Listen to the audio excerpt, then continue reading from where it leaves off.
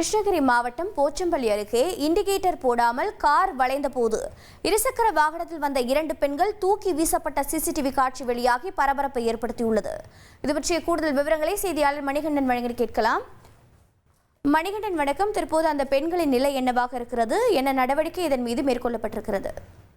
நிச்சயமாக கிருஷ்ணகிரி மாவட்டம் போச்சம்பள்ளி அடுத்த குள்ளனூர் கிராமத்தில் பெங்களூர் மாவட்டம் கர்நாடகா பதிவெண் கொண்ட கார் ஒன்று இண்டிகேட்டர் போடாமல் வளைந்தது. அப்போது மத்தூரிலிருந்து தருமபுரி நோக்கி சென்று கொண்டிருந்த இருசக்கர வாகனத்தில் வந்து கொண்டிருந்த 2 பெண்கள் கார் மீது பலமாக மோதியதில் அந்த 2 பெண்கள் வாகனத்திலிருந்து தூக்கி வீசப்பட்டது காரில் மீது விழுந்து விபத்து ஏற்பட்டது. இதில் படுகாயமடைந்த இருவரும் மீட்டு அருகில் இருந்த ஆம்புலன்ஸ் மூலமாக போச்சம்பள்ளி அரசு மருத்துவமனைக்கு சிகிச்சைக்காக அனுமதித்திருந்தனர். அங்கிருந்து மேல் சிகிச்சைக்காக தருமபுரி அரசு மருத்துவமனை மருத்துவக் கல்லூரிக்கு அனுப்பி வைத்துள்ள நிலையில் இது குறித்து தகவல் அறிந்து வந்த போச்சம்பள்ளி போலீசார் விசாரணை மேற்கொண்டு வருகின்றனர்.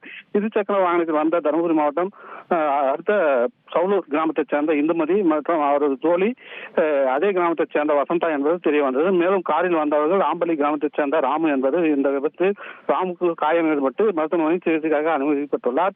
இது குறித்து போச்சம்பள்ளி போலீசார் விசாரணை நடத்தி வருகின்றனர். இதில் இருசக்கர வாகனத்தில் வந்த 2 பெண்களும் தூக்கி வீசப்பட்ட சிசிடிவி காட்சியானது தற்போது வெளியாகி பரபரப்பை ஏற்படுத்தியுள்ளது.